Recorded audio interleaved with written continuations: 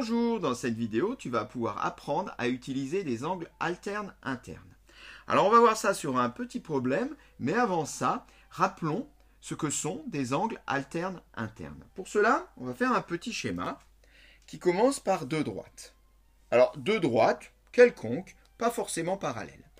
Et une troisième, une sécante donc aux deux premières droites. Et bien là-dedans, j'ai des angles alternes internes. J'en ai beaucoup des angles.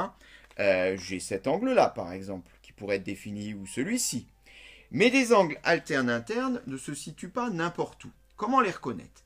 Déjà, il y a le mot interne. Interne qui fait penser à intérieur. Intérieur, en quoi j'ai un intérieur ici? Eh bien là, j'ai un intérieur. Là, j'ai un intérieur entre les deux droites, ici. J'ai un intérieur.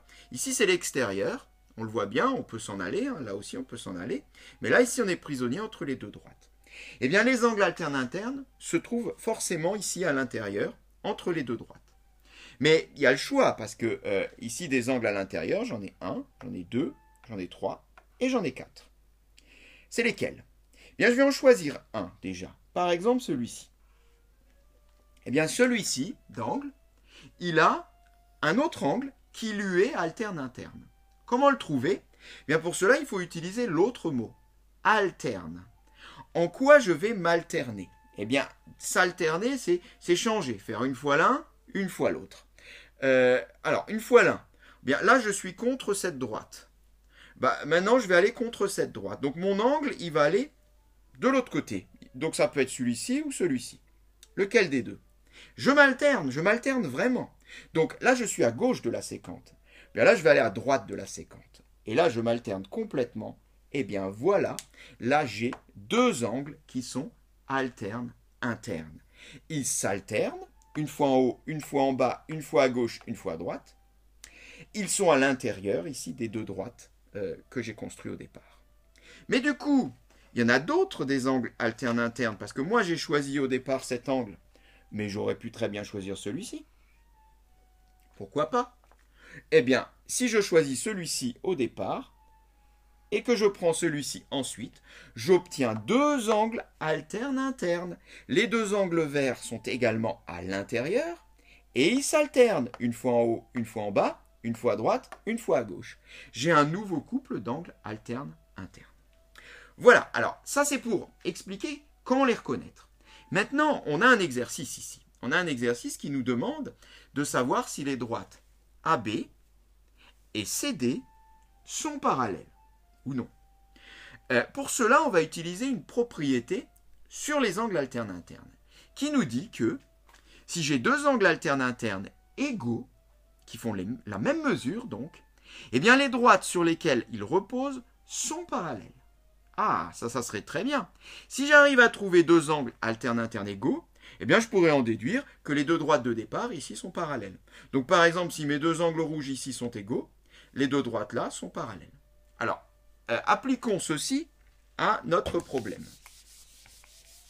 Est-ce que là-dedans, j'ai deux angles alternes internes égaux? Repérons déjà deux angles alternes internes. Pour cela, on a dit qu'il faut se placer à l'intérieur. Où est l'intérieur? Là, la figure est tournée dans l'autre sens. L'intérieur est ici. C'est ça, l'intérieur. Donc, les angles alternes internes vont travailler ici. Le 62, il est à l'extérieur. Il ne fera pas partie de la fête. Nous, on veut travailler là-dedans. Par contre, le 118 qui est là, il est bien à l'intérieur. Alors, on va s'alterner et on va lui chercher son petit copain, l'autre angle qui lui est alterne interne. Comment on fait? On a dit, je suis ici contre cette droite, donc je m'alterne, je vais contre l'autre droite. Je suis ici au-dessus de la sécante, donc je m'alterne, je vais en dessous de la sécante. Eh bien, voilà son angle alterne interne.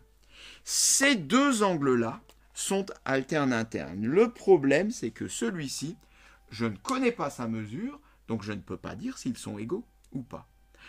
Bien, ce qu'on va faire, c'est qu'on va calculer sa mesure. Ça, c'est pas un souci. Pourquoi?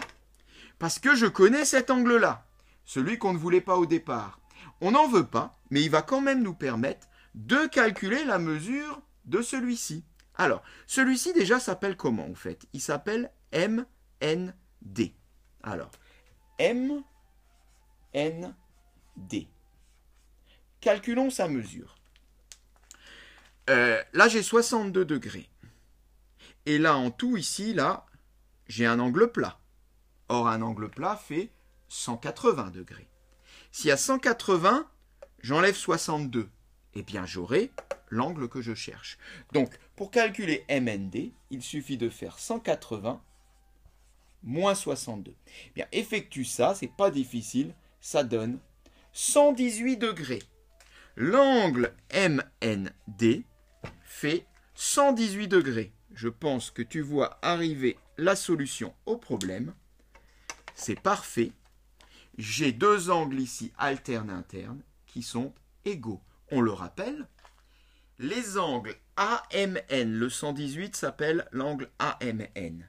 Et MND, ça c'est l'autre, sont des angles alternes-internes et égaux. On vient de le prouver par calcul. À partir de là, eh bien, notre propriété sur les angles alternes-internes nous permet de conclure que ces deux angles-là reposent sur des droites parallèles et en particulier, eh bien, les deux droites AB et CD ici sont parallèles. On peut conclure.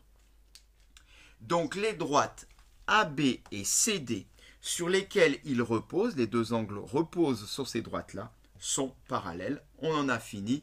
Notre démonstration est terminée, tout comme cette séquence.